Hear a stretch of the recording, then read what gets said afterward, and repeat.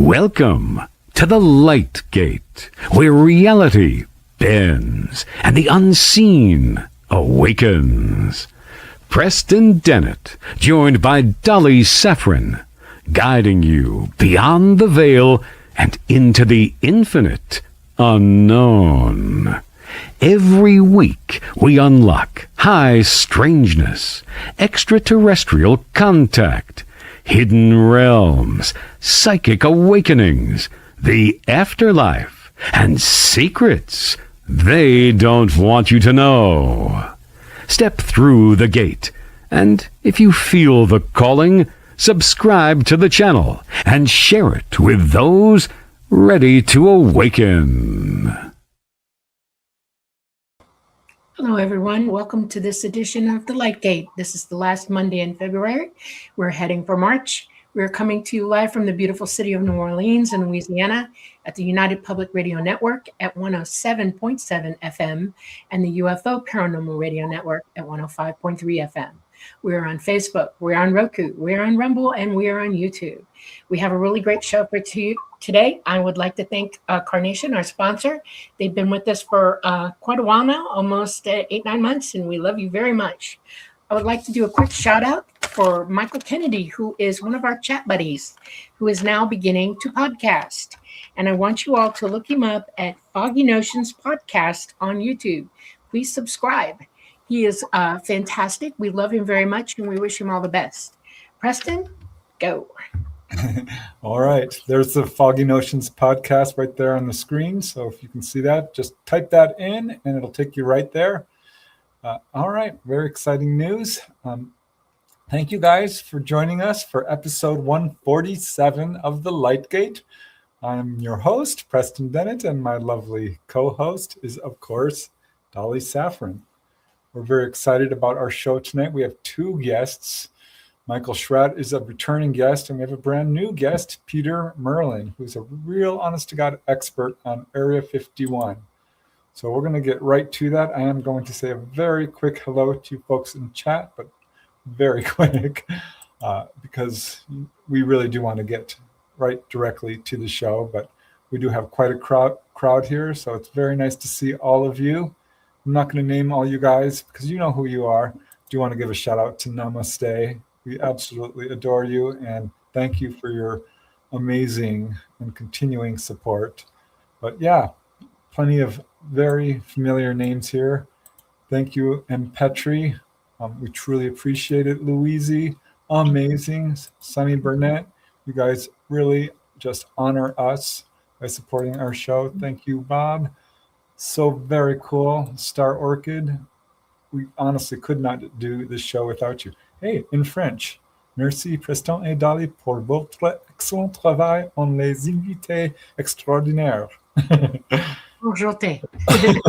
Merci beaucoup. All right. That said, I do want to get directly to our guests. Thank you, guys. We absolutely appreciate you guys joining us tonight.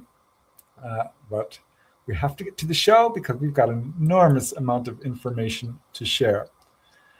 We have two guests, as I said. Peter W. Merlin, who's an author and a researcher. He's got several amazing books. We'll be talking about them. And, of course, Michael Schratt, aerospace historian, researcher, and author. Got an amazing YouTube channel. Check it out. And the amazing book, Dark Files, which has just been put out on Kindle. So check that out. It's an amazing illustration of many, many really extraordinary UFO incidents. So let's talk a little bit about our guest tonight. First, we'll start with Peter W. Merlin. He has appeared in more than a dozen film and television documentaries for, get this, the History Channel, Discovery, National Geographic, Smithsonian, and others. He is the author of the book Dreamland. Here, let me just pull that up for you guys because I want you to be able to see that real quickly here. He's actually got quite a few books. I'll pull up them. Here's one, the Tonopah Test Range, Nevada Test Site, Green Light for Green Flight, NASA's Contributions to Environmentally Responsible Aviation, and Dreamland, The Secret History of Area 51. which I understand is really the go-to book on this particular subject. So we're absolutely honored to have him here tonight. What else can I tell you about him? That book is a very compelling narrative based on a treasure trove of declassified documents and interviews, and is richly illustrated with more than, get this, 700 images, many never published before.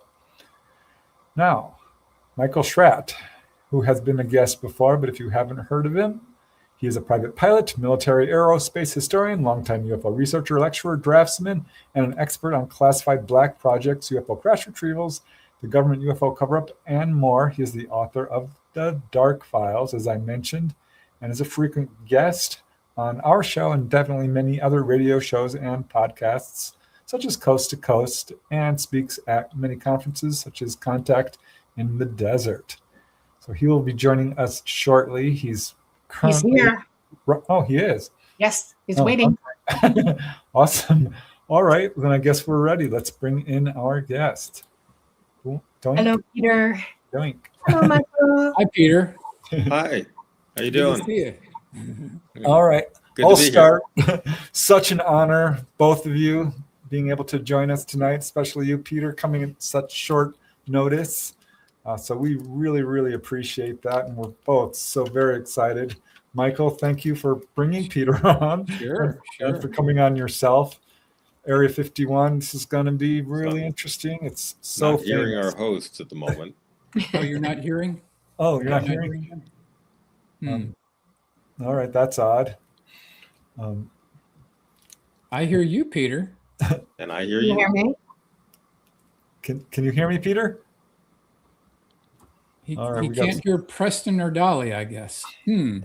Holy cow. That's Okay. interesting. Hold on, let me see if there's anything tricky going on here. You might need to pop back out and pop back in. Oh. No, we need to pop out and I can't release the board. Very bad juju. Did you touch something when you let them in? Wait. Did I just say something? I love technical difficulties. Yeah. Still Unmute me. no? Preston, can you hear me? Yeah, I can hear. I think we're all good. I think Peter needs to pop out and pop back in. That's my only. Michael, can you hear us? I hear you. You're good. Okay. You're good. Peter, do you hear us? I got nothing. Peter can't hear you. Okay. But he can hear you, Michael. Can you tell him to drop out and pop out and pop back in? I hear you. I hear Peter. I don't hear Dolly now. Do I hear? This is fun. You don't okay, hear I Dolly hear at all? Dolly. Can you hear me Okay. now? I do hear Dolly. Do you hear Peter? I hear though? you. Michael, do you hear Peter? And I can. And Michael, Peter, you're can the you only say one I something? hear. Yeah. Michael, could you Okay. tell Peter to pop out and pop I back hear in? Peter, and Peter hears me. Right. Do you hear me, But he Michael? can't hear you guys. Okay, I'm going to do something. Y'all hang on a All minute, right. okay? All right. Thank you. Okay. Can you hear me, Preston? Yes. Can you hear me, Peter? No? No hearing? Okay. Interesting. Michael, can you hear me? Yes, I do. Can you Okay. hear Peter when he talks? I can want you hear to Peter tell when he Peter to talks. look for his mic thing and Can click on Peter it. hear you? Yeah, he can hear me. Could you I know tell that. Peter to To hit to log check his out mic. and log back in? Okay. Check his mic first. Okay. Okay. Okay. Wait, I'm putting him on. You can hear him now. Peter, they're asking you to check your mic to see if it's on or It was when we got started on it this. was. Okay. Let me double check. Ask him to log out and log back into Can you hear StreamYard. me, Peter, at all? Maybe log off and log back in, Peter. That might help. Okay, I'll If just. you want to, if you want to drop out and come back in, that's fine. Yep, I'll give that a try. Okay. Okay. All right. So we all hear each other, no problem. Okay. Yep. I hear you. Yeah, everyone in chat can hear all of us. So thanks, guys. Hang on. You know how it goes. Okay, let me let him in, okay? Okay. Don't touch it. Now I'm hearing you. Now you hear us? No problem. Okay. Yes, Okay, good. All right. that's Good. much better. Excellent. All right. Excellent. Okay. So thank you, Peter, Yeah. for joining Good. us on such short notice. Yeah, this was a last minute thing, but thank you for inviting me. Thank you. Thank you. And I just want to say, I want Peter to have the floor here. I don't want to interrupt, but Peter is the voice of reason on this subject. He is absolutely the voice of reason. You know, I have his book here. You could see how thick this book is. This is the definitive volume on this subject. There is nobody better on this planet that knows Dreamland, Area 51, the historical background. There's no one better than Peter Merlin. Nobody. I asked myself what sort of book I would want to read if I wanted to learn everything there was about Area 51. Then I set out to write that book. That's right. And the best praise I could have had from anyone is the fact that people who worked at Area 51, and I mean, you know, we're talking various different levels from aircraft technicians to all the way up to base commanders, have read this thing and they've said, yeah, this is really great. It's very accurate, very thorough. So I couldn't ask for a better review than that. Excellent, excellent. Very cool. Before we get rolling, Peter, can you talk about the backstory of how this book came about? Because that's an interesting story in itself. You told it to me a couple times before, but the whole thing about the origin of this book and the backstory, how it came to be, I think that's a story in itself. Sure, and I should probably preface it just by saying a little background on myself. Yeah. Good. I was born and raised in Hollywood, California. Grew up in the Hollywood Hills. Became interested in aviation and space at a very young age, and I was living in a place that was, you know, full of mysteries and weirdness anyway.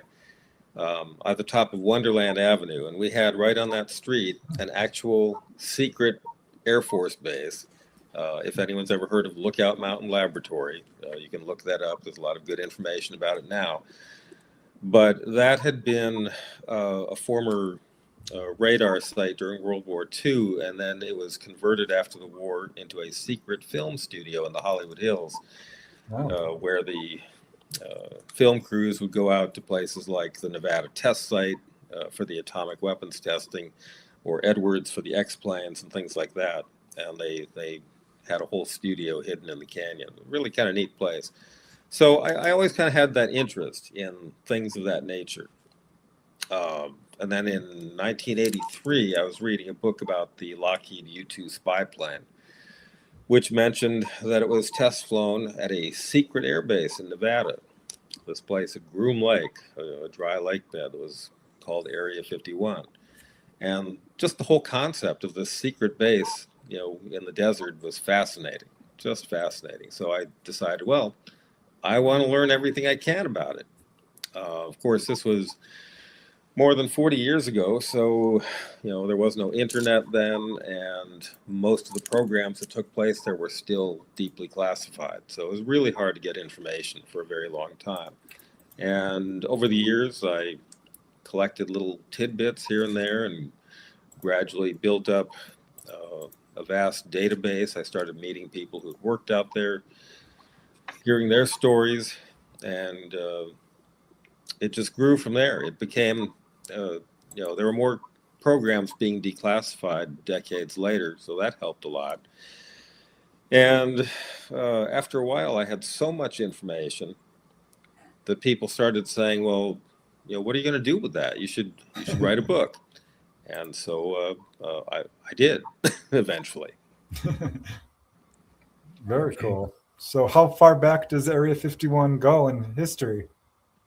Well, it depends on how you want to reckon it. Now, as far as actual Area 51 as we know it, as far as the base, where it is and what they do, that goes back to 1955. Now, my book covers history prior to that, just generally speaking. Groom Lake is a dry lake bed. It's about 3 miles across. And it's located deep within what's now known as the Nevada Test and Training Range. This is a Switzerland-sized chunk of federal land in Nevada where they do all kinds of testing of aircraft and weapon systems, and it's got the nuclear proving grounds were right there. And this one section got blocked off ultimately for use as a restricted, highly restricted secret flight test facility. So this came about because of the U-2 program, which is a CIA-sponsored development of a spy plane. Back in the 1950s, the U.S. government was very worried about what the Russian-dominated Soviet Union was doing. That was a closed society. They had a strong military buildup, and they were our primary geopolitical rival. So in order to find out what was going on behind the Iron Curtain, the CIA put out a contract to build a spy plane, something that could fly higher than any existing aircraft and carry cameras and sensors to collect information. Lockheed was the company that ultimately got that contract. Kelly Johnson, their chief engineer for the Advanced Development Project section, which is known as the Skunk Works, designed this aircraft. And it looked like a jet-powered sailplane, long, thin wings, capable of flying up above 70,000 feet, which no other airplane. It was about twice as high as airliners were going at the time. So really, pretty substantial. But they wanted to test it someplace where unauthorized personnel couldn't see it. Normally, a new airplane would just be hauled out to Edwards Air Force Base and flown there. But they said, no, we want to do this someplace completely remote. So a couple guys from Lockheed got on a plane. They went out flying all over the Southwest, looking at places with dry lake beds, because a dry lake bed makes a perfect natural landing field. And eventually, Kelly Johnson picked a spot on the California-Nevada border. It wasn't too far from Burbank, where the Lockheed plant was, and he came up with a budget for a pretty low-cost little airstrip and some hangars. And the CIA said, that's great, but it's still too close to civilization. We need something more secure. So they ended up looking at the Nevada test site. And just off the corner of the area with Yucca Flat, where the nuclear weapons were being tested, there was Groom Lake. It was part of an old bombing and gunnery range. And so they took a look at it and said, yes, this is perfect. It's really remote. We're going to need to clean it up a bit. There's a lot of spent bullet casings and things like that out here. And it was going to cost at least twice as much as the original plan, which Johnson was not too thrilled with. But the CIA said, no problem, we will pay for that. So for about $832,000, something like that, they ended up with a 5,000-foot airstrip, several hangars, some dormitories and trailers and things like that. And it was a nice little airfield. And it was meant to be temporary. Mm-hmm. They would test the U-2 there, train the CIA and Air Force pilots to fly it. And when they were done, then that was going to be the end of it. And it pretty much played out like that in the beginning. The CIA ordered 20 U-2 aircraft, and so did the Air Force. And they began sending people out there. In the spring of 1955, testing went fairly well. There were some mishaps. A few people died. But, after a few years, they'd gotten some crews trained and started deploying them overseas. Well, about this time, we're looking at 1957, the atomic testing was starting to ramp up. And that, was causing increasing difficulties at Groom Lake because they had to shut down operations whenever there was a test. There was radioactive fallout. It was a real problem. So eventually they decided to move the testing portion to Edwards Air Force Base, the North Base compound, and deploy all the other Air Force and CIA detachments elsewhere. And the Groom Lake base was shut down for about 2 years. Wow. Peter, can you talk very briefly about Richard Bissell's involvement in the U-2 program? Sure. Bissell was the primary CIA guy who was responsible for getting the U2 program going and getting Kelly Johnson and his team to be on board with the whole project. He was one of the people who was instrumental in the decision to use the Groom Lake site, Right. which was suggested by Colonel Ozzie Ritland, who was the Air Force liaison to the U2 project. And he knew about Groom Lake because he'd piloted the planes that dropped nuclear weapons at Yucca Flat. Mm-hmm. Thanks. And then, Peter, can you talk about Tony LeVere, Kelly Johnson, the Beach Bonanza, and the shot puts? Right. That's and I write about that in my book too. Yes. So when Tony LeVere, who was the chief test pilot for the U2 program, he went out searching for these lake beds and stuff, and they went out using a Beechcraft twin Bonanza that Lockheed owned, and they just land on a lake bed somewhere, get out and take a steel ball that weighed about 15 pounds, had a little handle on it, and you'd hold it up about 6 feet above the ground and drop it, and it would make a little crater on the dry lake bed. And depending on the width and depth of the crater, you could determine whether or not the surface was likely to support airplanes. And that same method was used for testing lake beds for landing the X-15 rocket plane that NASA tested over Utah and Nevada and California. Nice, nice. One other thing, Peter, please discuss how Kelly Johnson saved time and money by modifying the F-104, which became the configuration for the U-2. Sure. Yeah. If you want to get into some of the minutiae of the U-2 design, Kelly had also designed the F-104 Starfighter, which was a single-engine jet-powered aircraft capable of Mach 2 flight. It had very short wings. It was not the most maneuverable fighter ever, but it was good for a zoom climb. You could get it up to pretty high altitude with all that power. And in order to design the U-2, Kelly started with the F-104, looked at what you could change on it to make it lighter weight, to add longer wings, and so on. So his original design for what became the U-2 basically looked like an F-104 with ridiculously long wings. And eventually he kind of moved away from that into something more like the jet-powered sailplane type configuration. He made it as lightweight as possible, meaning as few parts as they could get away with, lightweight aluminum alloys, and as few fasteners as possible. Anything they could do to reduce weight would give them more altitude. Right. So how long did the U-2 remain secret? Pardon? How long did the U-2 remain secret? Because this was all completely classified, right? Sure. And the interest thank you for that question, because it became pretty apparent that once they started deploying the U-2 overseas, obviously people were going to see it.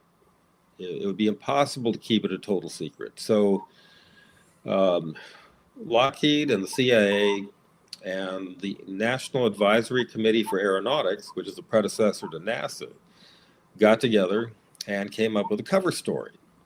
And it was released through the NACA, claiming that that agency was conducting high altitude weather research with support from the Air Force.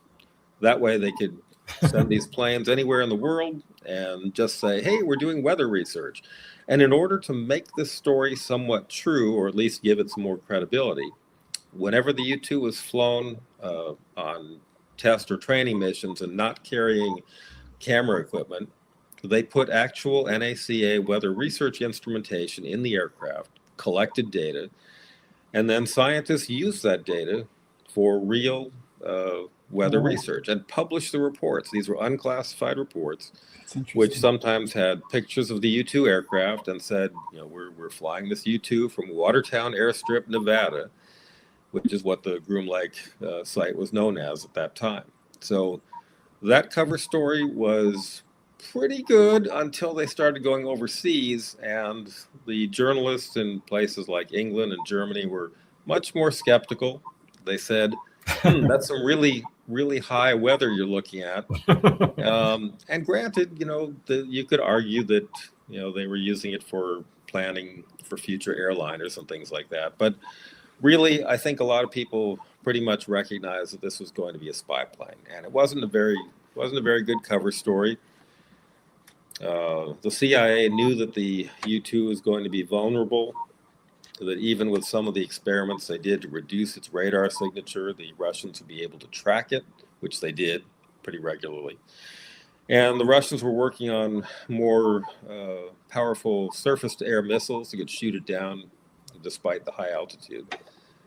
And so the CIA knew that eventually the U-2 would no longer be a viable option. It was considered a stopgap measure until they could come up with something that could fly higher and faster. And they started working on that in the late 1950s. So 1958, and this was the CIA's Project Oxcart. And that's really why Area 51 is what it is today, because that little Watertown airstrip that got closed down in the summer of 1957 suddenly became useful again. In 1959, Lockheed was testing the radar signature of scale models of the Oxcart aircraft, which was called the A-12. And Kelly Johnson didn't like the test range they were using at Indian Springs, about an hour north of Las Vegas, because it was next to a highway. People could see these designs. So he said, how about we go back to Groom Lake and build our radar cross-section facility there? So that got approved. And EG&G Special Projects was the contractor that built the radar site there. They used some of the old facility that existed during the U-2 program and added more infrastructure and radar sites and things like that. I have one other question about the U-2. How much does it cost? How much does it cost the taxpayer to make one of these guys? Yeah, the U-2s were relatively inexpensive. And the ironic thing is, despite the fact that it was meant to be a stopgap measure that wouldn't be used for very long, there are still U-2s flying today. The ones that are currently flying were built in 1980. They're an upgraded model. They're larger, more capable than the original ones, but it's still substantially the same configuration. And again, as far as aircraft go overall, they cost less than your typical fighter plane. So that's something. Can you talk about Tony LeVere's first impressions on first flight? Yeah. Tony LeVere really didn't care for the handling qualities, particularly during landing, because this thing, again, to reduce weight, it did not have the standard tricycle landing gear like you see on most aircraft. It had a bicycle configuration, basically. There was a set of main wheels and some tiny little wheels at the back by the tail. And this thing, because of its long wings, this airplane liked to fly. It wanted to remain airborne. I mean, it was difficult to get it to touch down. Once you brought it down into ground effect, it just wanted to stay airborne. So LeVere had to figure out how to land it. Kelly Johnson told him to put the main gear down first and then the tail wheel, or vice versa, and try these things. And it was really rough. He almost killed himself. LeVere ultimately said, no, you got to put both sets of wheels down simultaneously, which he did, and that worked out fine. It was a tricky method of landing, and all the pilots who learned to fly it had to master that. Okay.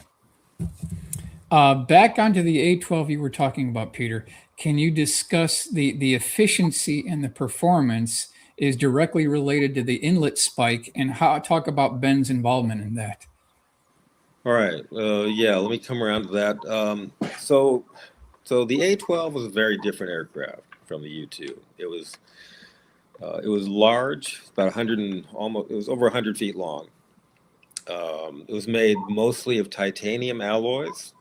The first one was made all titanium alloy, but then the production models were built with large composite structures for the edges of the fuselage called chines, the inlet cones, the tails, and other things. These were radar absorbent structures, which was pretty advanced for its time.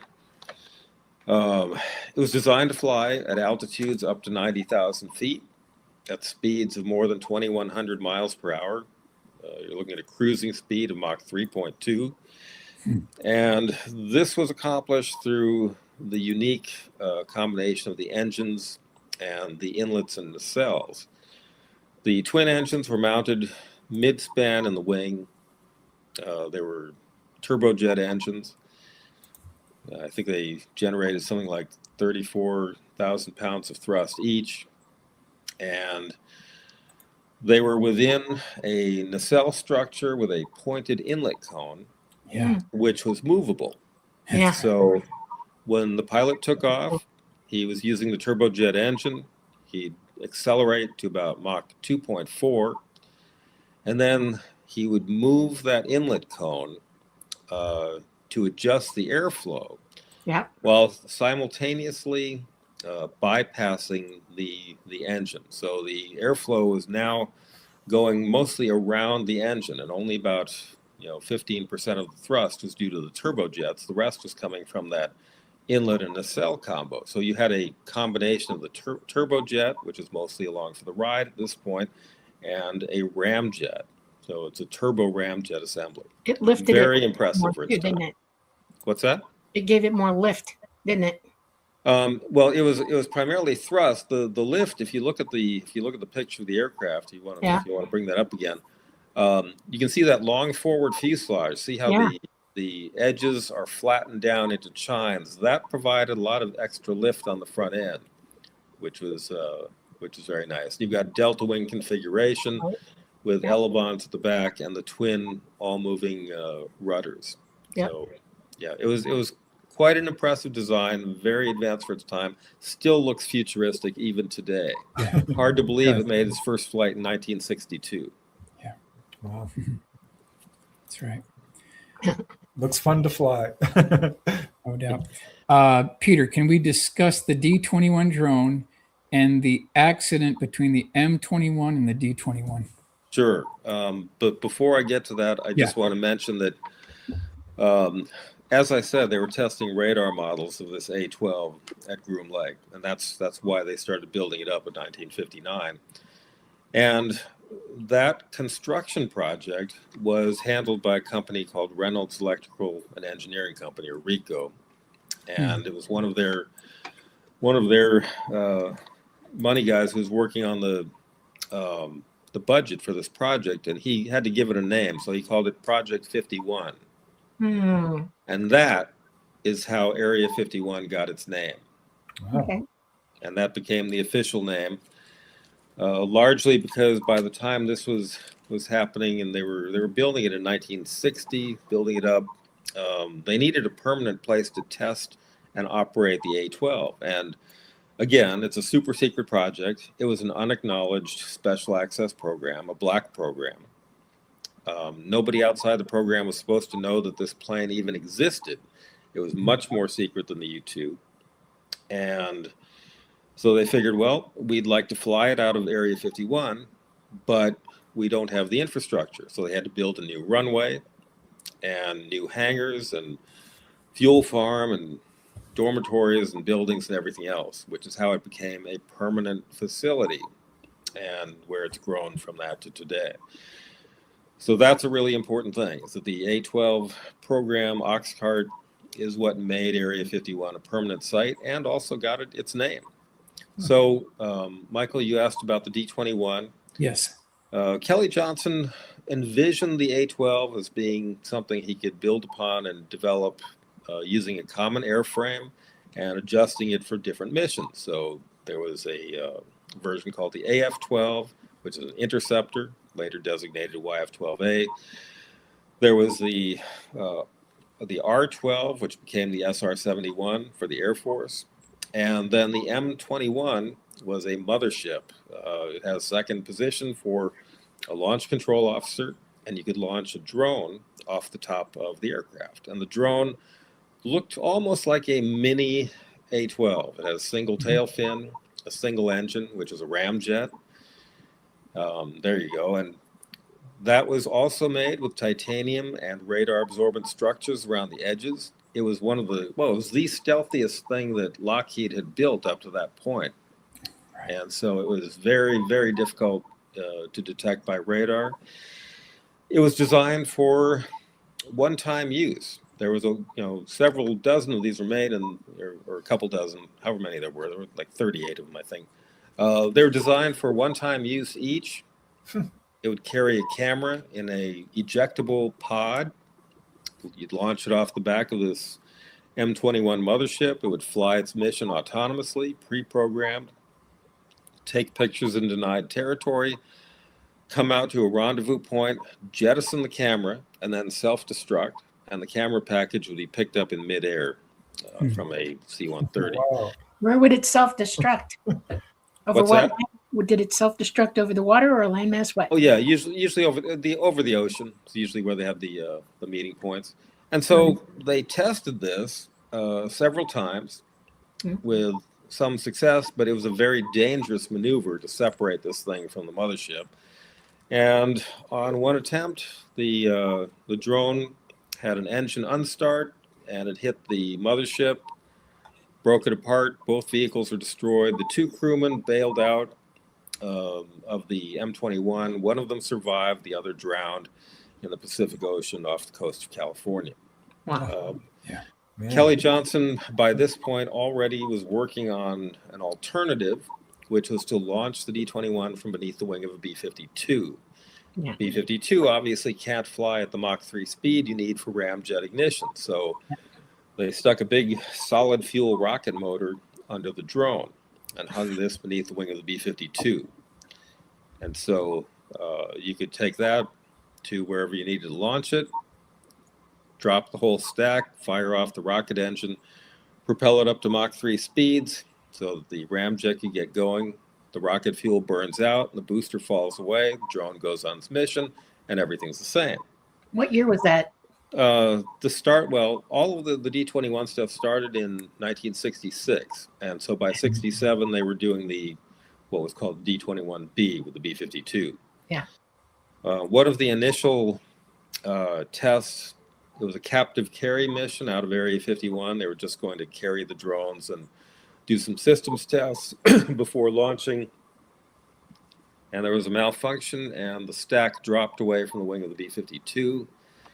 And the engine, the rocket motor fired, but nobody had programmed the drone for a mission because it wasn't supposed to fly. It was just going to hang under the wing. And it was off on its own. And so it ended up crashing in the desert in central Nevada, in a rural area near some ranches. So people out there saw this thing come flaming out of the sky, didn't know what the heck it was, slam into the desert and explode.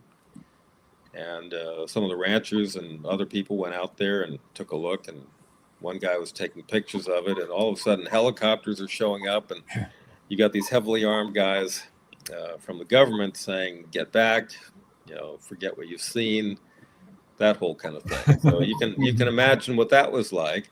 Oh, yeah. The guy who had taken the pictures, they got that film from him.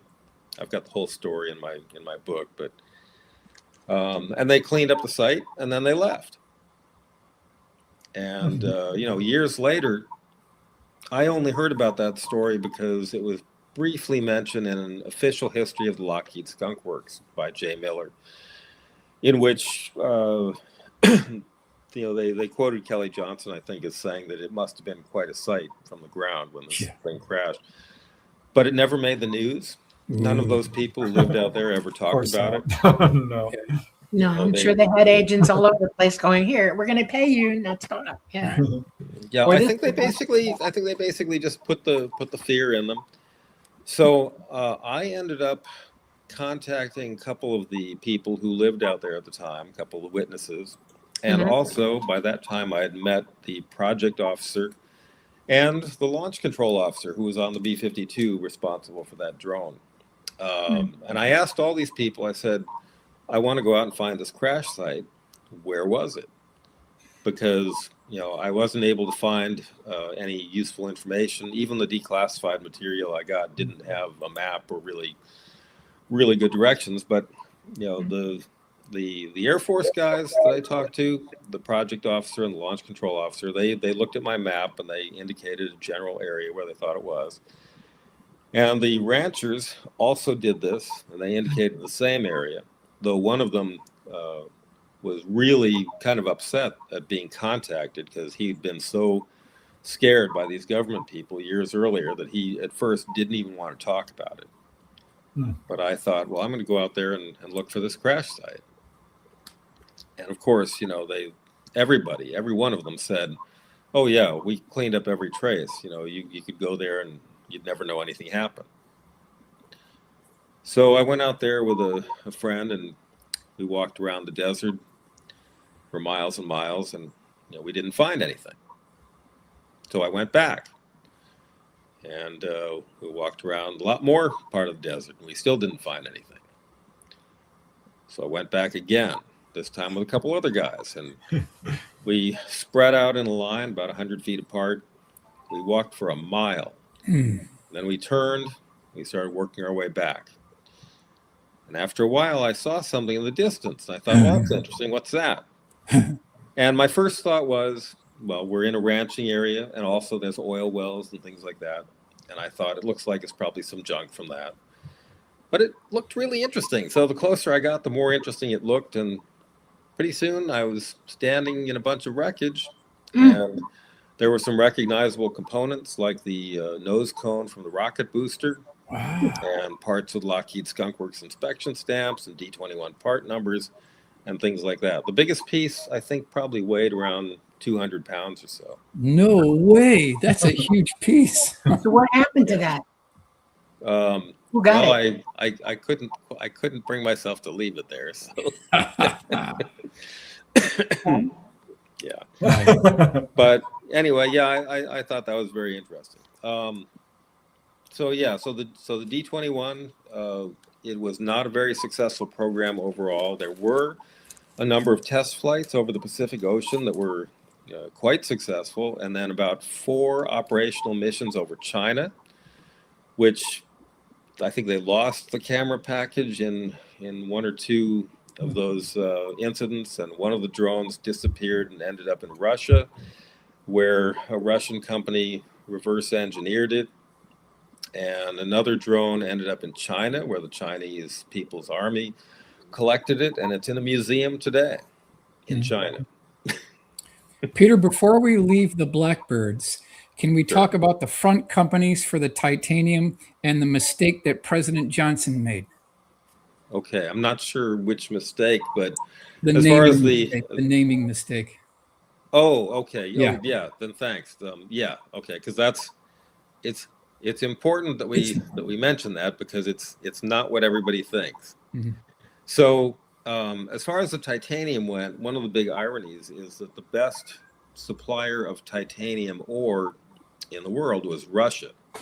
And here we were planning to use that to build plans to spy on them and their allies. And we ended up using front companies to buy all this titanium that we kind of sent back to them in a lot of ways. As far as the thing about President Lyndon B. Johnson and the SR-71, there's a myth that when Johnson announced the existence of the SR-71, the Air Force version of the Blackbird, that he somehow screwed up, that he was supposed to call it the RS-71, and they reversed the letters, and that was a mistake on him. But that's not the case.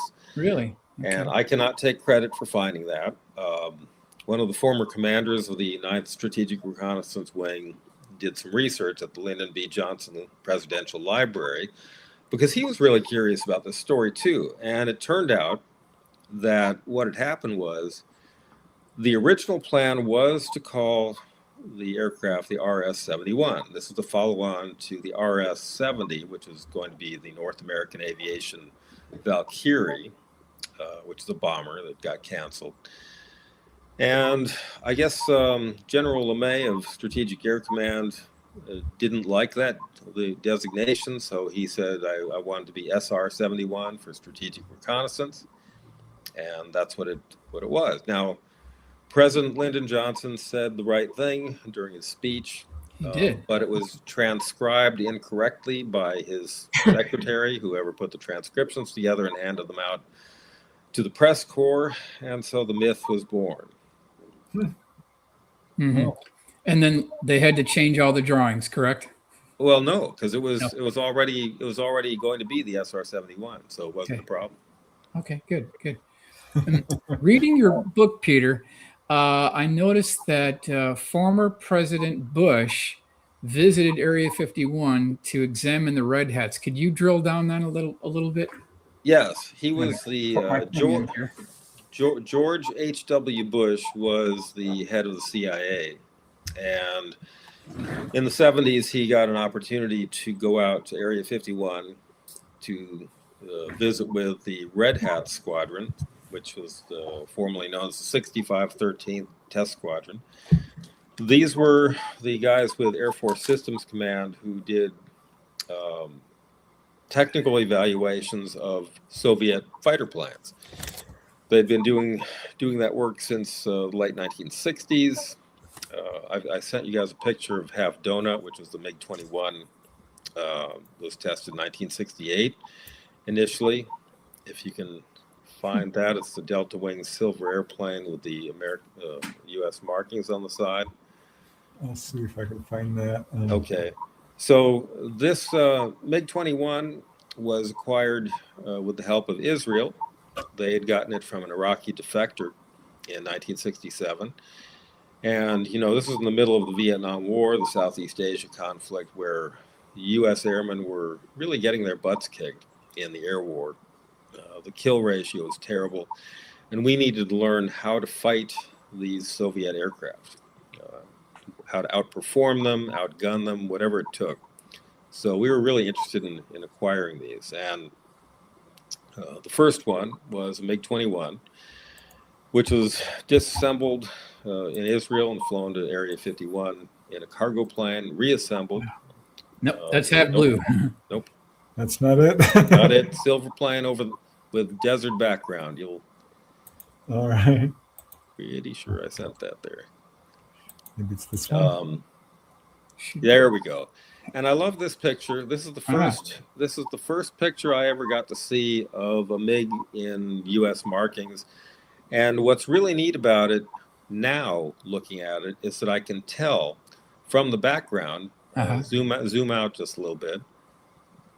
I can tell from that background that this picture was taken directly over Groom Lake. Yeah, because in the background, right in the middle of the picture, is a hill with light-colored markings on it. That's called Whitesides Hill, which is one of the last close public viewing points before the Air Force took it away from us. There we go. So I've stood on that hill, and now you've got Freedom Ridge in the middle of the picture, and I've been on that hill too. Those were the two public viewing points that were closest to Area 51 in the 1990s before the Air Force took them away. Anyway, so we acquired other Soviet fighters, MiG-17s, MiG-23s, Su-17s, Su-22s, and all these different things. And we're still doing that sort of thing. It's a big program. It's gone on for decades. And there were two components. One was technical evaluation to find out what the aircraft were made of, how they operated, what their limitations were, and then tactical evaluation, testing it against all of our combat aircraft, looking at it with radar, with infrared sensors, figuring out how do we fight against this thing so we can kill it in combat. And the results of these tests were disseminated to frontline fighter pilots and used to great advantage during the Southeast Asia conflict and subsequently into the modern era. So really, really pretty cool. They're still doing this. Back in 2009, someone got pictures of a MiG-29 out there, Su-27. There was a Su-27 that crashed in 2017. And it's a joint Air Force Navy evaluation program exploiting the adversary technology. And exactly how did we get those, Peter? Through the CIA? What was the process there? Yeah, so the process of acquiring these was quite varied. Initially, we relied heavily on allies like Israel, because they had captured some aircraft, and then through diplomatic relations with Egypt, we were able to get a bunch of more things, and also Indonesia supplied a lot of stuff, and India, and really anyone who we could deal with, and either beg, borrow, steal, buy, whatever it took to get these things. Mm-hmm. And then the big effort was to keep them flying, because obviously you're not going to be able to just buy spare parts anywhere. Yeah. So the maintenance guys are the real heroes on that project, because they kept these things flying. And Tactical Air Command kind of spun off their own exercise for a while in the late 1970s. It was called Constant Peg. They moved, initially they were at Area 51, then they moved up to Tonopah Test Range and established a squadron there that had more than a dozen of these aircraft, where they could expose thousands, literally more than I think 6,000 U.S. airmen were exposed to combat over Nevada with these actual MiGs. Wow. So that was kind of neat, because they were used to flying against stand-ins like the A4, the F5, or things like that that could pretend to be MiGs, but nothing quite beats having an actual piece of adversary hardware to play with. Where are those planes now, Peter? Some of those planes have been scrapped. Really? One of the MiG-21s ended up on San Nicolas Island in a junkyard. Another one is wrecked out on the Nevada Test and Training Range. Just they put it out there like a target. Some of them are in museums, though, on museum displays. I got to see a MiG-23 and a Su-27 in the National Museum of the U.S. Air Force. There are others in different museums. I'm glad they saved some of them. I think we should move on to the development of Have Blue, if we can. Sure. In the 1970s, there was a big change in aerial combat with what's called the stealth revolution. And that is, up to that point, aviation, in terms of developing fighter planes, they were looking at making planes that were more maneuverable. But all of a sudden, someone said, hey, maybe we should just make them invisible. Invisible to radar, that is, and other sensors. So that's where we get our stealth planes. The technical term is low observables, but we just usually call it stealth. It's a way of making an aircraft virtually invisible to detection by radar, by infrared sensors, reducing acoustics if you can, acoustic signatures, visual signature to the extent possible, which is more difficult. But the first thing they worked hard on was the radar signature. And in the early days, the easiest way to do that, they could calculate the radar cross-section of a flat plate. There was a Russian physicist who had written a paper, Pyotr Ufimtsev, and someone at Lockheed read this paper and said, hey, we can use this idea. And he wrote up a computer program allowing them to calculate the radar signature of flat plates and making an aircraft out of a flat plate set of shapes, which is where we get Have Blue. It was our first flyable one. They started with that D-21 shape because that was the stealthiest thing Lockheed had designed up to that point, but then eventually abandoned it for the faceted shape we see here now. The original test shape that was put in an indoor RCS range was nicknamed the Hopeless Diamond, and Kelly Johnson hated it. He thought it looked like a tin shed in a hurricane. It was pretty ugly, and the airplane they built, was not exactly a beauty winner either.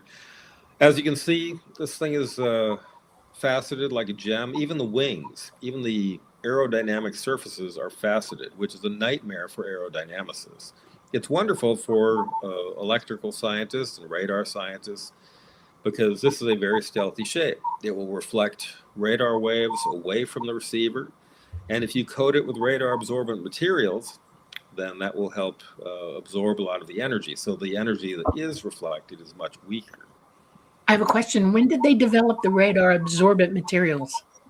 Oh, that goes back as far as radar goes back. So you can, during World War II, when radar was being used, people were coming up with anti-radar materials, which are similar in principle to the ones that we're using today, which Yeah, you got several different kinds. The one that's pretty much most people talk about is a magnetic absorber, and this is essentially microscopic particles of carbonyl iron, ferrites, suspended in a synthetic polymer matrix, so plastic or rubber. The plastic or rubber is invisible to radar, and so it's like a cloud of little tiny metal particles, and that's what absorbs the radar waves. There are other kinds. There's circuit analog absorbers and things that I don't know enough about electrical engineering to really explain them well, but if you combine these, you can cover a wide range of radar frequencies and make an aircraft pretty invisible. Peter, can you discuss Ben Rich's meeting at the Pentagon with the high-level brass there and the ball bearings and the conference table? Oh yeah, so Ben Rich was Kelly Johnson's successor as far as the chief engineer of the Skunk Works, and he was the one who oversaw the development of these stealthy aircraft in the early days. He initially had showed this to Kelly Johnson, who literally kicked him in the butt because he thought it was such a horrible looking design, but it worked well. And the way that Ben Rich liked to sell the design when he talked to the high level people who would be funding this sort of thing is he would take a ball bearing and roll that across the desk of his whoever he was talking to and say, you see that is the radar cross section of this airplane. It's not he used to say it wasn't comparable to the radar cross section of, say, an eagle. It was more like an eagle's eyeball. So very, very tiny. Wow.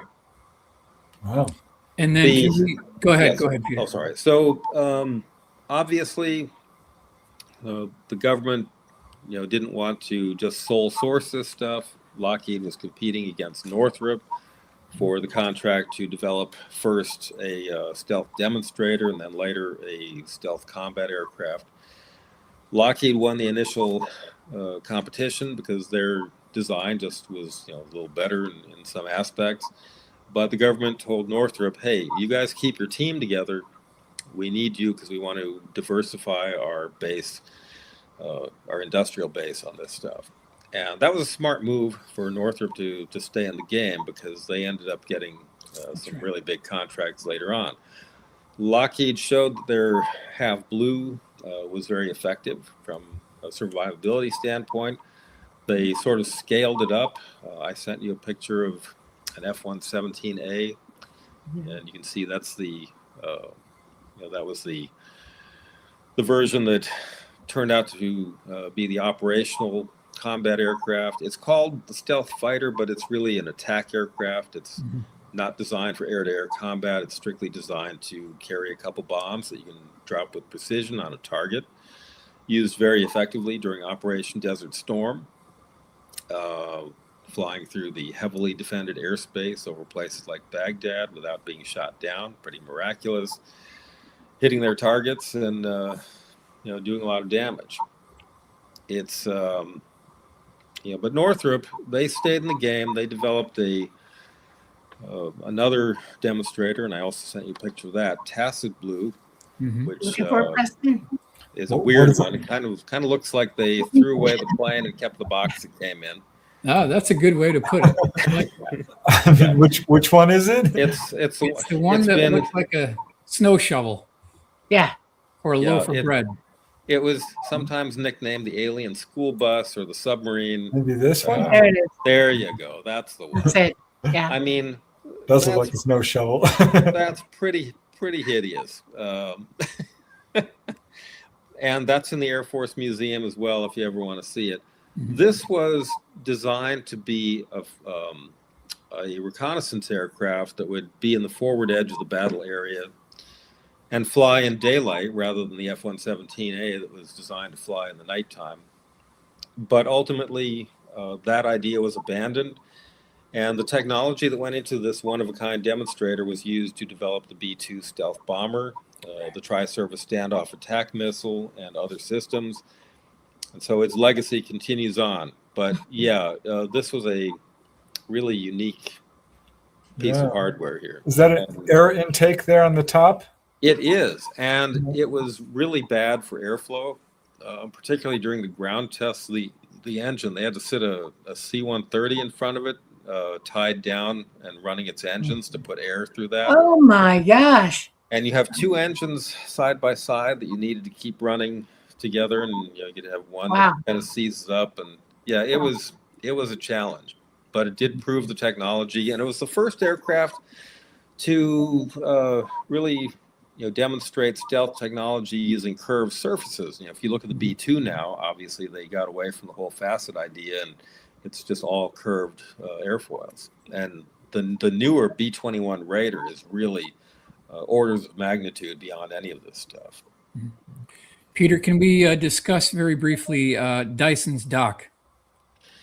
Yeah, so some people have kicked around the name Dyson's dock, and that's usually along with a claim that it was a secret museum at Groom Lake for projects like Tacit Blue before it was declassified, and senior prom and various other things, whatever they have to have, and some of the MiGs as well.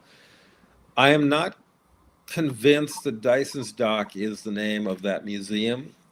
I think it's entirely possible that somebody misconstrued that Dyson's dock was the name for Hangar 8, which is a Tacit Blue hangar. Ken Dyson was the CTF commander out there for a while, and so they probably called it Dyson's dock because they referred to that plane sometimes as the submarine. They called the chief pilot Captain Nemo. So they also referred to the plane as Shamu, like the killer whale at SeaWorld. Yeah. But the museum that Michael has alluded to is a real thing. That existed. Tacit Blue was there. It sat in there for quite a few years, partially disassembled, and they, certain cleared personnel, probably people from Congress and intelligence committees and defense and stuff like that, got to see it, along with some of the other things, Red Hats, MiGs, and cruise missile prototypes and UAVs and whatever they had in there. Who knows? At one point, a guy was saying, we should take Tacit Blue and clean it up and restore it. And the guy who was the chief civilian out there at the time said, no, you don't want to do that. They'll put it in the Air Force Museum. And they did. So I got to see it in 1996. That picture on the cover of my book is a picture I took then. Oh, nice. Now, wasn't there supposed to be something on Pistol Range Road, Peter? Well, yeah, Pistol Range Road is, as you would expect, goes to the pistol range where the security guys practice.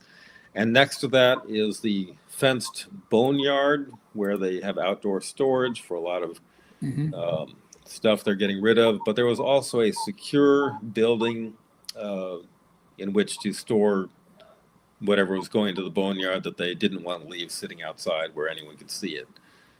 So, yeah. Okay. And then really quickly, Sam's place. Right. Sam Mitchell was the last CIA commander of the base before it was transferred to the Air Force in the late 1970s. And the kind of recreation center there, the bar and grill that's next to the softball diamond, is named Sam's Place after him, which is kind of neat. Really quickly, Peter, we were kind of going into the F-117. Can you talk about the covert C-5 Galaxy landings at Burbank? Yes, I can. Okay. So each of the F-117 airframes, and there were 5 pre-production aircraft and 59 production models, every single one of them, when it was near to completion at the Burbank plant, got loaded into a C-5 cargo plane and flown out to Area 51. And these flights took place late at night. So I heard about this originally from my father, who had seen some of these. And, so it's nighttime. This big C-5 cargo plane would fly in, land at Burbank, taxi down to the Lockheed plant. pull into the ramp, and all the lights at Lockheed would go off. It would just go dark.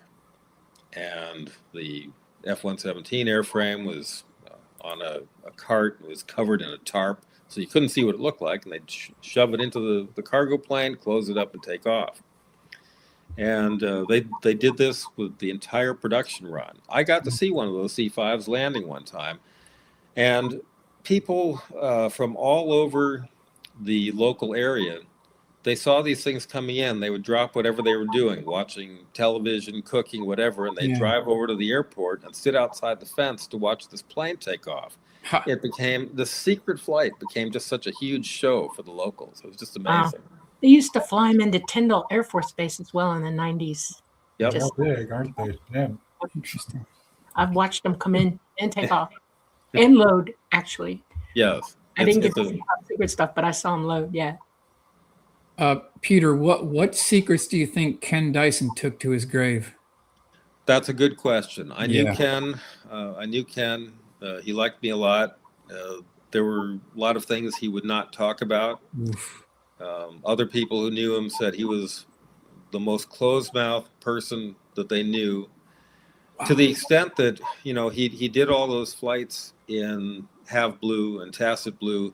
Right. And from what I hear, he did not put those in his flight log. Wow. I have never heard of a pilot not recording flights in the aircraft that they flew. I mean, usually you would put, some designation that would not give away the show. That's where designations like F-117A come from, because these guys are out there flying top secret test aircraft. Like if you're flying a MiG-21, and that's a secret program, you can't put MiG-21 in your logbook. So the guys who were doing that said, okay, we need to call it something. So they came up with a designation that had not been used and would never be used, because by the time this was in the 1960s, they'd abandoned the Century series of aircraft designations, which had ended with F-111. And there had been the early version of the F-4 Phantom was called the YF-110A. So they said, okay, we're going to call our MiG-21 the YF-110B. So they did. And the next year, when they got a couple MiG-17s, they needed to call those something. So they called them the YF-113A and YF-114C. And so you have other things like the YF-117A, the YF-118G, and so on and so forth. In more recent years, there have been some curious designations, such as YF-24, X-273, X-169A. I mean, just whatever weird designation they can come up with that won't tell anybody anything, that's what they use. Before we get too far along, I'm very curious about this picture you sent me. Because of all of them, this one looks like a UFO. Right. And that is a nice picture of the Northrop B-2 stealth bomber, as seen from the side, which is one of the angles from which it looks more like a UFO than anything. I sent you a picture of a T-shirt, some artwork on a T-shirt for the B-2 that I got from the B-2 test force at Edwards. That would be interesting. If you can find that, that's kind of a really neat one. So one says the truth is up there, or something, or out there. Yeah. Yes, the B-2. There you go. Oh, okay. So from certain angles, the B-2 looks very much like a flying saucer. And interesting thing about that, I worked at Edwards Air Force Base for many years. I used to see the B-2 all the time. It would taxi right past my office. I watched it fly. I knew exactly what it was and what it looked like. But one time I was in the San Fernando Valley in Studio City, and a B-2 flew over, and because it was so out of its normal context, for a moment, I didn't know what I was looking at. And then I realized, oh yes, they just did a flyby of the Rose Parade, Pasadena. Wow. But that shirt design that you just had up there, that is from the B-2 Combined Test Force at Edwards. That's and cool. I got it from them. I always thought they looked like sparrows when they went by sideways. You know, seen them side. Yeah, it definitely has a bird beak appearance, and the new B-21 Raider looks like that as well, even more so. Peter, can you discuss the incident that Robert Bond had with Ben over at Burbank? and then what eventually happened to Robert Bond flying the MiG-21. Sure. Yeah, I think I can cover that. So, General Robert M. Bond, Bobby Bond, he was a vice commander of Air Force Systems Command. Yeah. He was very heavily involved in the early stealth programs, working closely with Ben Rich on Have Blue and F-117, getting these projects off the ground. And so he would occasionally visit the skunk works in Burbank. And one incident that Ben Rich talks about in his autobiography is that Bobby Bond showed up and they were in the skunk works and there was a locked door for some Navy program, which Bond was just desperate to get in and see what that was. And he was mad when Ben told him that he couldn't know that. As it turns out, it was Tacit Gold, which was the stealth ship that became known as Sea Shadow? Sea Shadow, yes. It was ultimately became the Sea Shadow, which is a one-of-a-kind demonstrator for a stealthy combat ship. You send a picture of that to Preston? I did not, sadly. It's easy to find. It's easy to find. And I got to see the Sea Shadow once down in Long Beach. Okay. I'm sorry to say that it eventually got scrapped. It would have been nice if they could have kept it around for a museum, but they didn't. Yeah. And you want me to talk about what happened to Bobby Bond? Yeah. So, as I said, he was vice commander of Air Force Systems Command, and he would occasionally visit Area 51 to see about the things going on out there. In 1983, in March, he went out there to visit the F-117A test force, and he got to fly the F-117A, which is pretty amazing because it's a one-seat aircraft. There's the Sea Shadow. You're wondering what that looks like. Looks like manta ray to me, just saying. Yeah, in fact, you can see that looks very similar to the F-117 and the way it's faceted. Yeah. So anyway, so Bond went out to Area 51 and he said, I want to fly the F-117A. And it's a single-seat aircraft, so you can't go up with an instructor. He flew the simulator, figured out what he was supposed to do, learned the procedures, and he went up and he did 2 flights. He did 2 orientation flights. And then he came back in April and he visited the Red Hats. And he said, I want to fly the MiG-23. Okay. It's also a single seat aircraft. And pilots who have flown the MiG-23 have pretty much universally said, this is a terrible aircraft that tried to kill me every time I got in the cockpit. So did they warn him about that? Yeah, you bet they did. They gave him a full briefing, let him fly whatever. I don't know if they had a simulator for that, but they gave him a full briefing and the procedures and all that. And unfortunately, while he was flying, probably around Mach 2, with the wings swept, he lost control. And his last radio transmission indicated that he was out of control and was going to eject. And he did. He ejected at high speed and died in the process. I have gone out to the Nevada test site. The airplane crashed near Little Skull Mountain. I tried to find the crash site in Area 25. One of the Wackenhut guards tried to help me out. He did a little scouting around first and also provided some guidance when we went out there. And also took me to the spot where Bond's body was found. There's a memorial marker there to this day, and there's a picture of it in my book. Wow. So he was well respected by the people who worked for him, but the Red Hats folks and a lot of others have been very critical of his flying these planes because, they thought a senior officer like that probably shouldn't be risking himself and the assets like that. Right. That's the MiG-23. A lot of money went into making that guy, and he took it down with a plane. Yeah. So there's a picture of a MiG-23. It's a variable geometry wing. You can see the wings are swept forward here for the lower speed flight, and it sweeps back for high speed flight. The Red Eagles, who flew the MiGs at Tonopah Test Range, crashed several of these things. Wow. But fortunately survived. Peter, can you comment on the recent hangar expansion at the test site? At Groom Lake. At Groom Lake, yeah. Yeah. So the nice thing about satellite photography, it's available to us. Full color imagery with resolution better than 1 meter, better than a half meter. It's unbelievable. The resolution is available. Something that used to be available only to the intelligence community is now something we can look at on our phone or laptop. This picture is not from satellite photography. This is from someone flying in the airspace. You'd think that the airspace was always restricted, but there are times when it's open. And these pictures were taken by a guy who did fly through the airspace and took a bunch of shots and posted them on the internet and then got talked to by AFOSI. Wow. But one of the things we can see from these low altitude images as well as the high altitude satellite imagery is that there's been a lot of construction out there. Hangars have been expanded. One of the hangar areas has been given some additional aircraft shelters that provide cover for the workers and also, incidentally, provide cover from satellite photography. Yeah.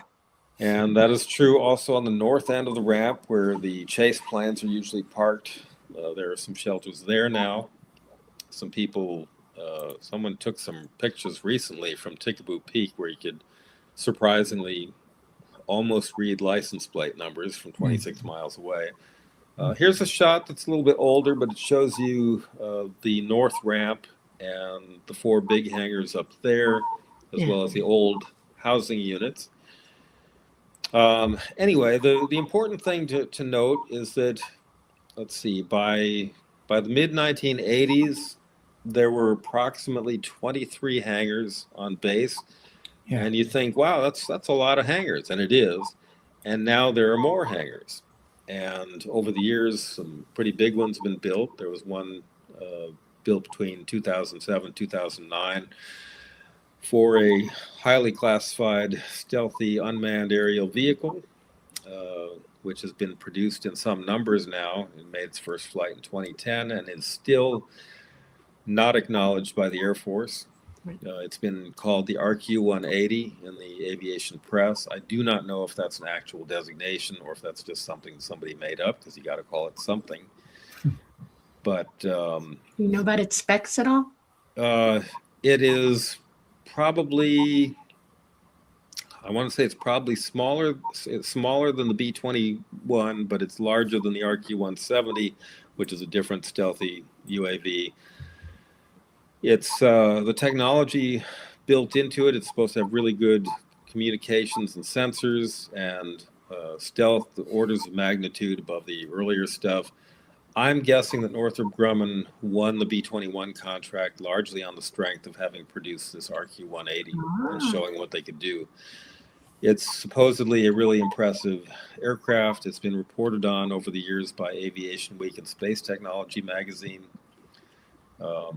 There are still test units doing operational testing, but I think it's been deployed operationally by now long since. As I said, it made its first flight in 2010, entered operational test and evaluation in 2014, and I have reason to believe there's probably more than 24 of them now.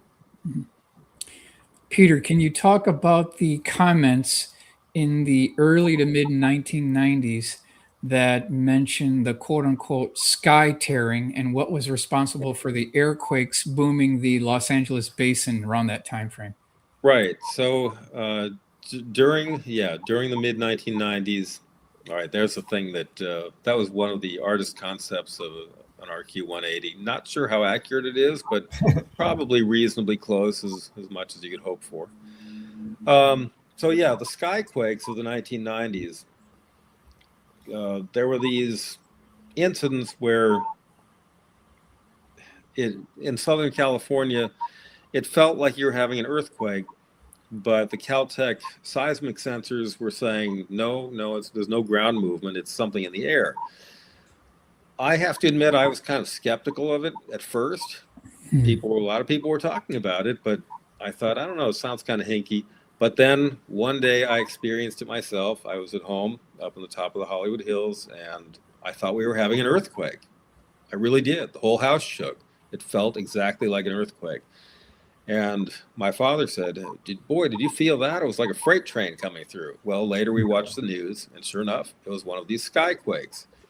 There have been a number of explanations. Some people theorize it was a high-speed test aircraft. That has not been fully debunked yet. Other people thought it might be an acoustic phenomenon of fighter planes off the coast of California.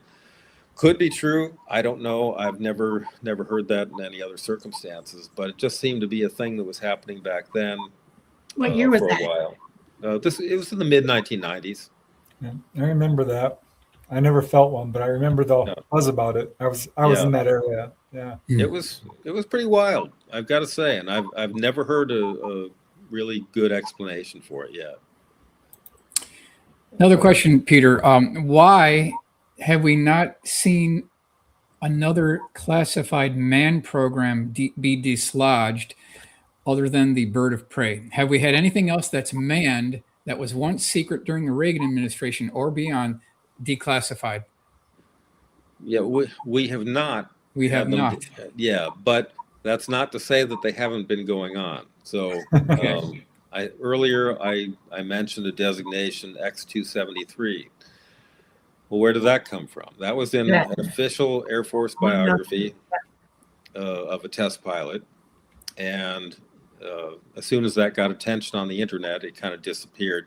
But he described it as an X-plane, and little bits and pieces of information have leaked out since then.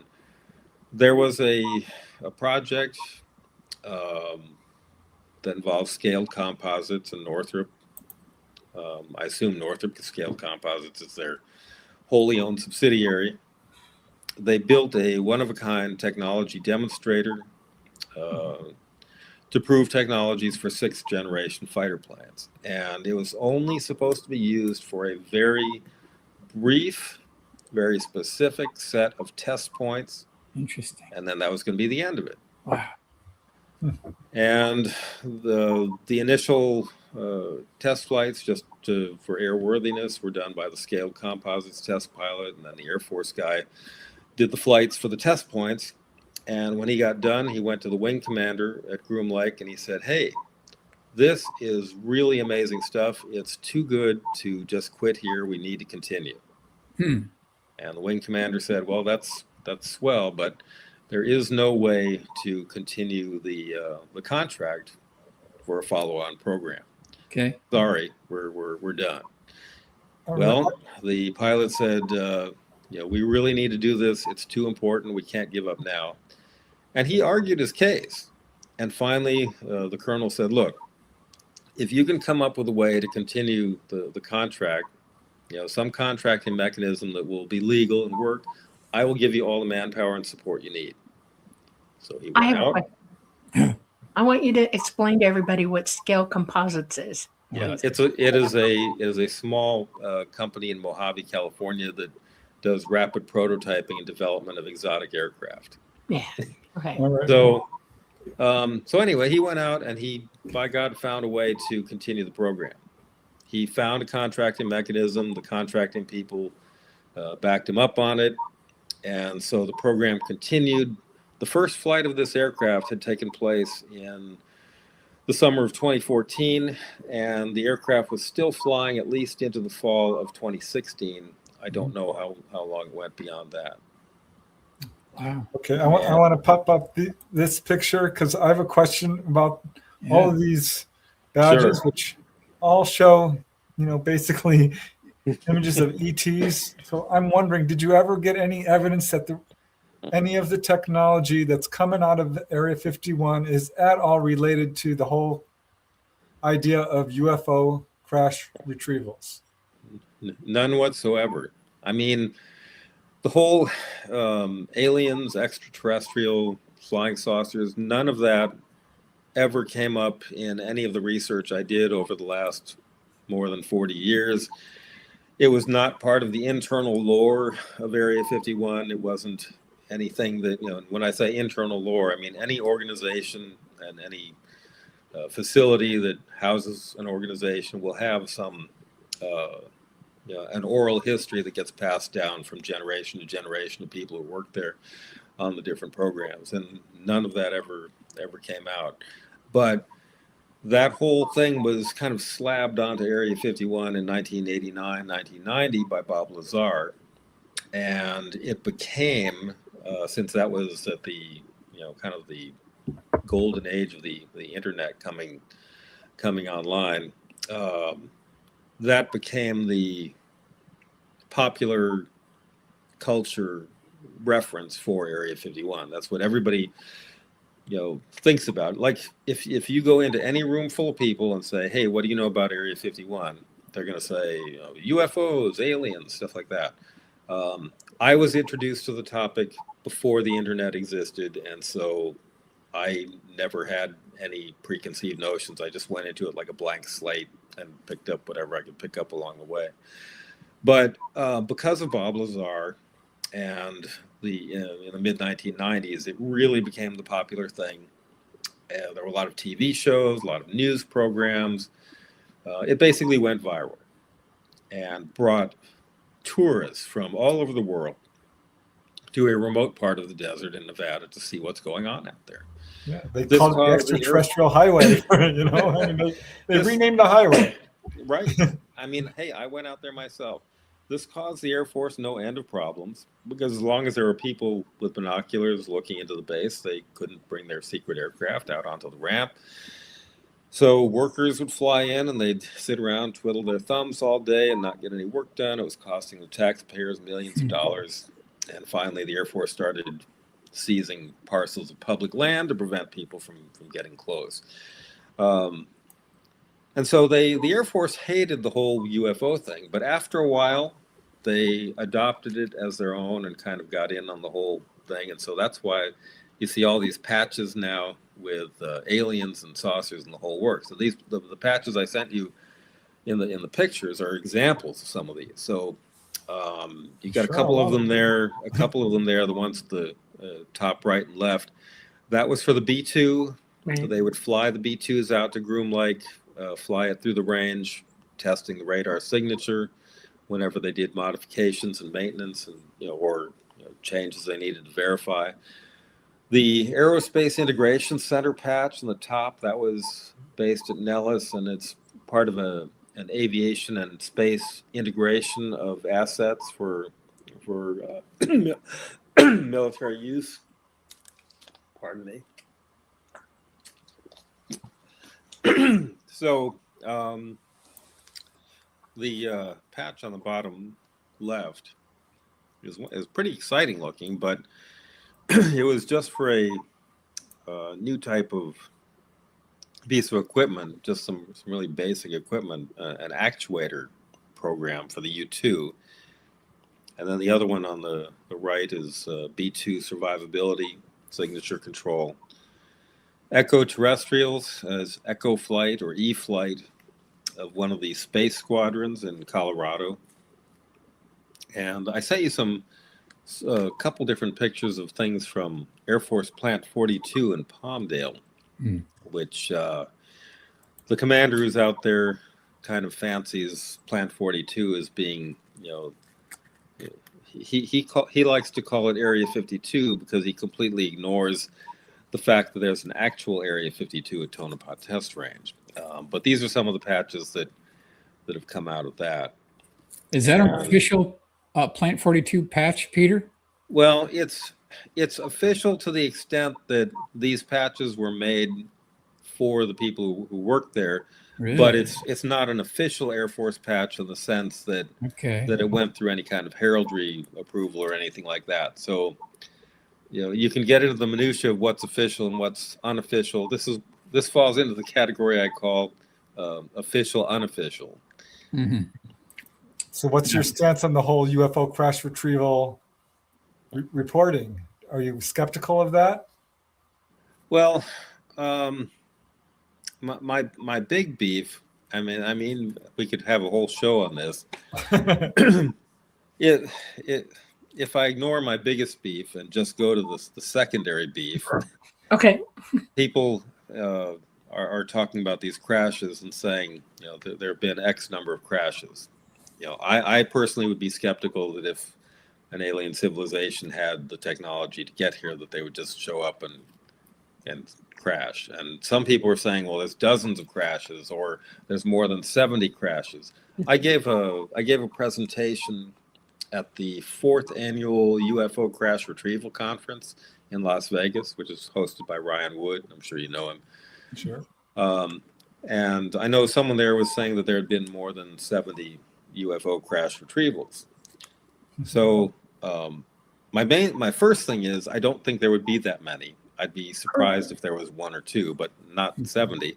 And if there were this many crash incidents, and you could, it could, maybe it's not extraterrestrial, but maybe something crashed and was retrieved. If there is in fact an actual crash and the government shows up and they do the cleanup and stuff, you or I could go out to one of these crash sites and find stuff, like that D21 crash site that I went to. That's just one example. The presentation I gave at the conference was called After the Fire, How the Government Responds to Top Secret Crashes. And I've got quite a few case studies. I only used several of them in that presentation, but I've visited a lot of crash sites of aircraft, many of which were from Area 51, Tonopah Test Range, Edwards. A lot of these were advanced technology for their time, sensitive stuff, black projects at the time, which, because now stuff is declassified, you can go back and look at records and figure out what it really is. And you can visit the crash sites and find out what there is. Like the A-12, Project Oxcart, that started out as a black project. And nobody outside the program was supposed to be exposed to it. There were all kinds of security measures in place to prevent that. But it was a mock, it was a high Mach aircraft, so they had to fly it off range sometimes. In 1963, Ken Collins took one of the A-12s, the number 3 aircraft, took off from Area 51, flew out over Nevada and Utah for a test and training mission, got into trouble. There was icing in the pitot tube. He had bad air data, and all of a sudden he found himself inverted in the clouds, and he had to bail out. Now, lucky for him, this was a low altitude mission, so he was just wearing a regular flight suit. Oh yeah. He wasn't gonna show up on the ground looking like a man from outer space. Plane crash 14 miles south of the town of Wendover on the Utah-Nevada state line. And some guys in a pickup truck on the nearby highway saw him coming down the parachute. So they went over there and picked him up. And he went to the local highway patrol, called Area 51. The response was immediate. They sent all kinds of people out to secure the site and clean it up. CIA headquarters said cleanup is top priority, superseding even the investigation. The pilot survived, so we'll just ask him what happened. And you guys need to clean up every trace of this thing. Well, all right, let me ask you a direct question. Sure. And it's because I agree with you totally what you're saying so far, okay? Have you ever seen or heard of anything that you've been researching where they've used anti-grav technology anywhere? I have not encountered that yet. Yeah, it wouldn't be in Area 51. That's why I'm saying that. Right, sure, right. Yeah. Makes sense. So anyway, they did this massive cleanup and they left. And the guy who was in charge of the operation sent a memo, a top secret memo to CIA headquarters saying explicitly, we cleaned up all traces of the aircraft.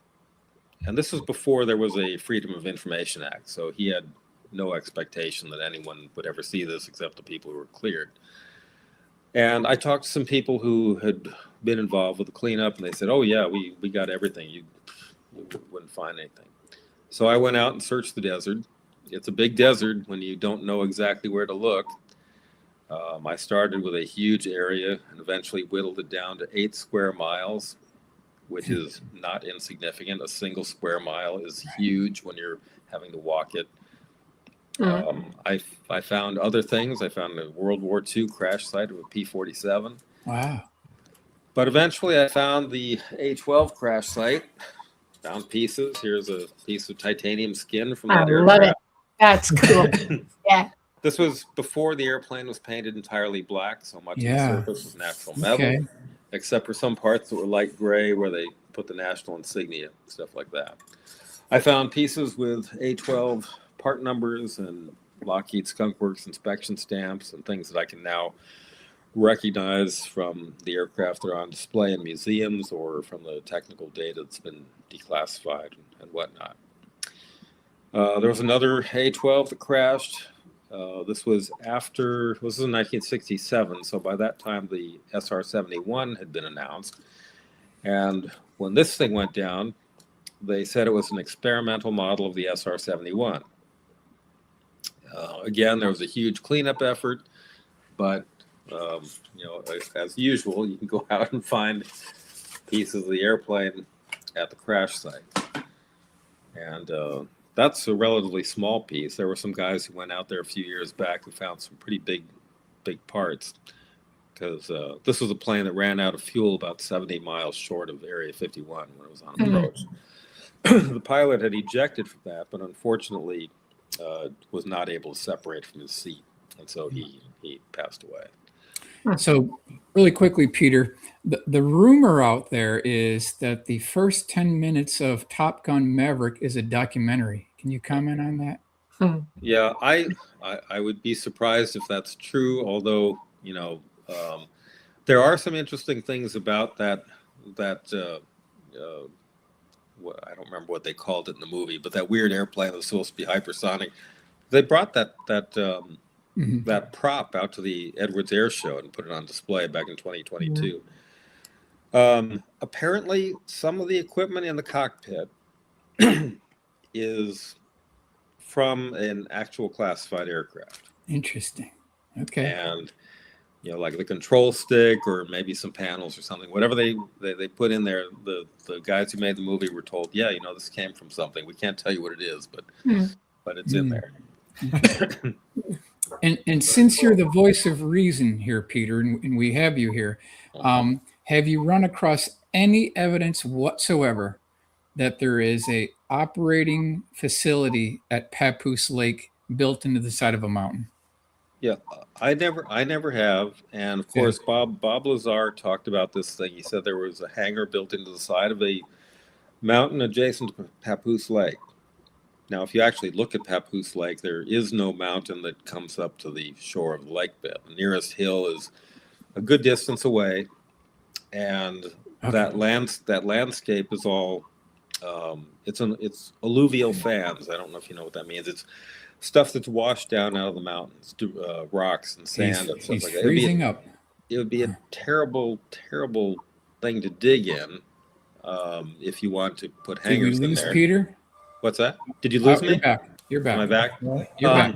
Okay, so I was saying it would be really terrible. It's really terrible geology for trying to dig in and build a hangar, and especially if you try to camouflage that, because you'd probably leave a pretty big scar. So I've never seen any evidence that anything is a groom lake. That guy who took the low altitude pictures when he flew through the range a few years back, he flew over Papoose Lake and took some pictures. Didn't see anything there of interest. Everybody I've talked to who worked at the facility says, no, we didn't have anything out there. The closest stuff is some radar sites, and you can see those in the satellite pictures. So is there anything out there designated as 4? It's Site 4, which is actually up on Tonopah Test Range. It's not near Papoose Lake. If you go further north to Tonopah Test Range, is the Site 4 complex, which is full of radars and threat systems. And I talk about that in the book too. It's grown quite a lot over the years. It's a really impressive part of the instrumented ranges. It's possible Lazar got the name S4 from Site 4. If there was a facility at Papoose Lake, wouldn't the F-117 test pilots who were flying all around that area prior to 88, wouldn't they have seen something? Well, you'd think so. Yeah. I mean, anyone who flies around there, and it's visible from a lot of places, depending if you're flying outside the restricted airspace, or if you get clearance to fly through, like that one guy did, then you can get a really good view of it. There was that man Freeman who hiked in there. He was looking for the Death Valley 49ers carving in one of the rocks. He got pretty close to Papoose Lake. There's a picture of him actually with Papoose in the background, and I don't think he ever saw anything particularly there. Yeah, well, if there really was UFO hardware down there, people are probably not going to talk about it. But there are a number of researchers who've certainly talked to people in Area 51 insiders, they claim, that have talked about there being crashed UFOs. I fall on the side of believing a number of these reports because there's quite a few of them, certainly not only at Area 51, but I do understand having to, the thing that bothers me about the UFO crash retrieval reports is they're purely anecdotal. We have nothing to verify it. But there's enough of them. They're coming from, like Ben Rich, he talked about it. He certainly seems to be in a position where he would know something.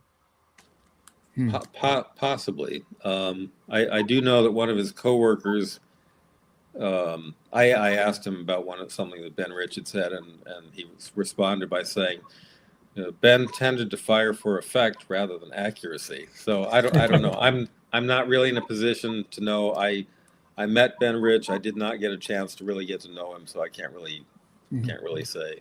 Right. I've seen his original manuscript, the unpublished version, which had a couple chapters he didn't include because he was told not to. One of which had to do with the Glomar Explorer, and the other was the Senior Prom cruise missile prototype.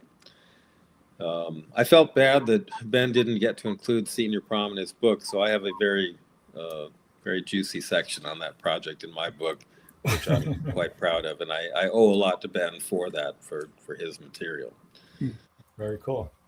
Peter, what are your comments on David Grush's testimony 2 years ago in open congressional hearings when he talked about an ongoing UAP crash retrieval program? Yeah, I don't know what to make of him. So many of these stories, there's so much signal, so much noise and not enough signal. Again, it's like you say, there's a lot of anecdotal stuff. I want to see the proof. I want to see proof. I think David Grush, no offense to him, is full of it. You know what I'm saying? I think they were told to say what he said. Right.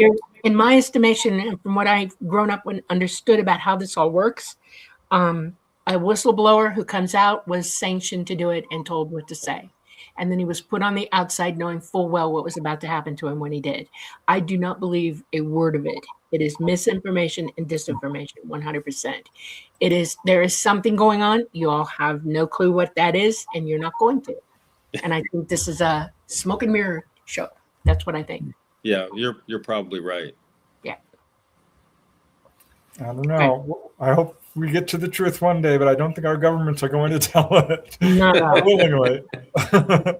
Preston, what are your thoughts on Donald Trump's latest tweet from Thursday of last week? It's unprecedented. About declassifying. Yes. Hopefully that's the tweet you're talking about. There are so many horrible tweets that come out there. But if you mean the declassification, I mean, I hope so. I'll put words in his mouth. He didn't say any of that. He said, and I quote, "I'm going to initiate an investigation via the CIA and the DOJ." That's all he said. He said nothing else. I will report after. That's what he said. And everybody has just taken it and flown crazy with it. Right. Nobody's going to say anything. That's the problem. I will wait and see. I'm prepared to be unimpressed, but I'll wait and see what comes out. Okay. Yeah. I mean, what I think is interesting about it is no president has really done that before. So that's interesting. The only reason he did it is because Obama opened his mouth and said what he said. Between the two of them, that's it. Okay?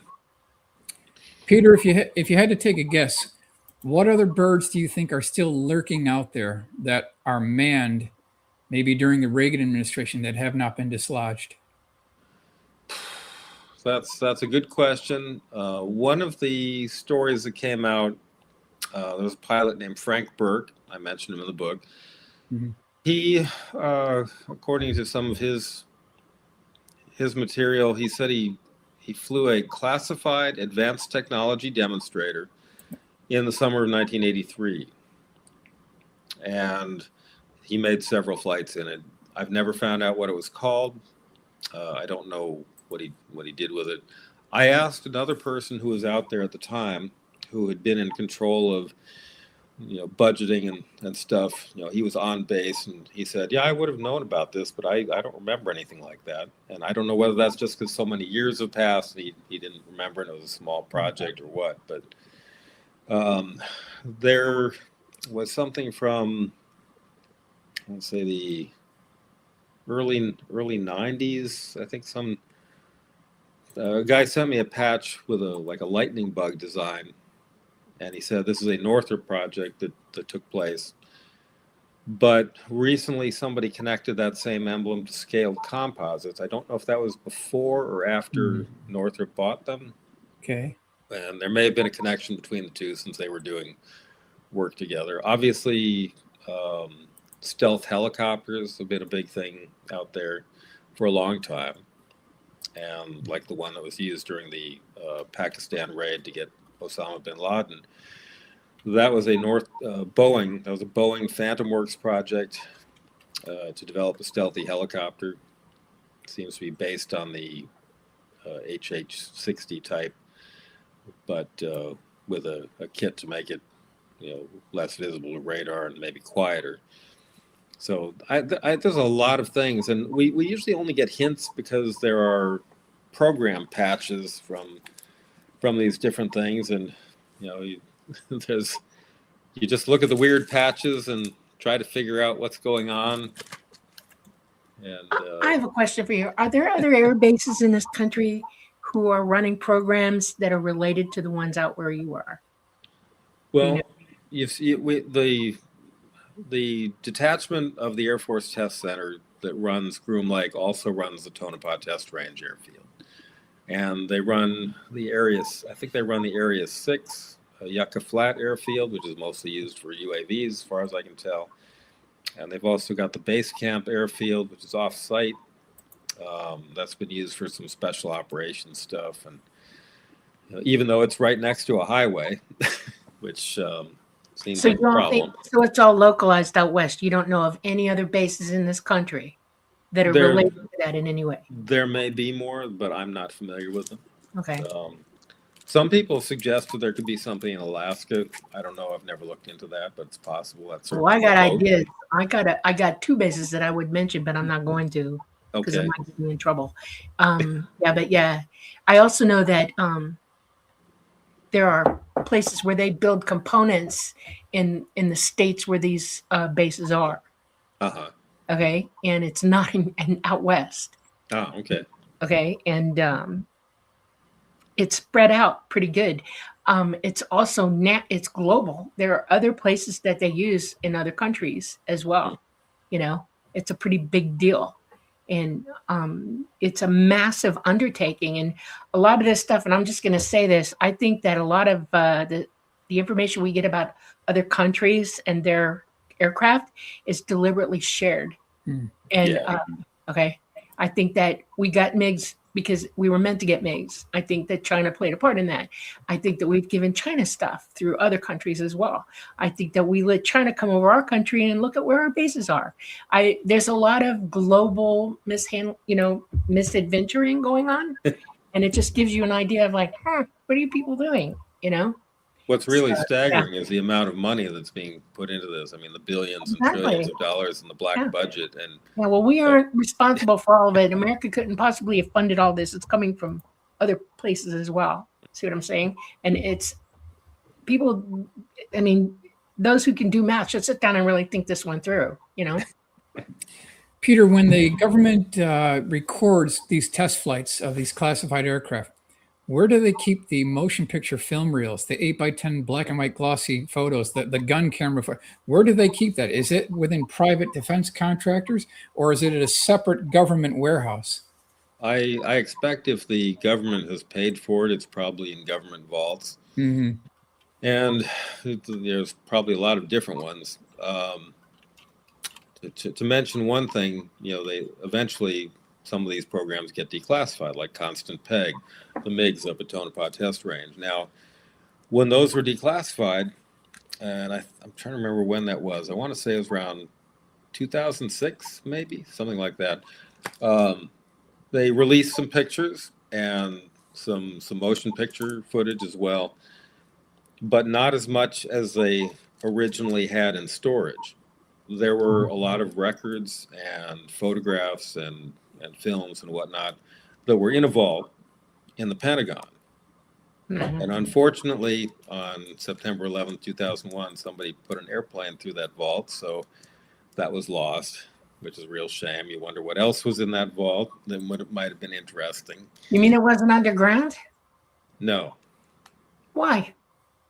didn't need to be. It was in a secure safe. That makes no sense to me whatsoever. Because I know that they've got plenty of underground under the Pentagon.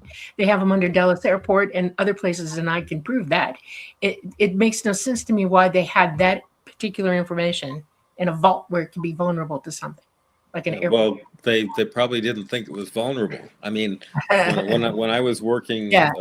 when I was working in supporting Air Force flight test evaluation, Yeah. the definition of vault varied from squadron to squadron. Like the B-2 guys, they had a vault that looked like, well, it looked like a vault. It looked like a bank vault. I mean, the big, thick steel doors, the Bomb wheel doors, that turns, the whole works.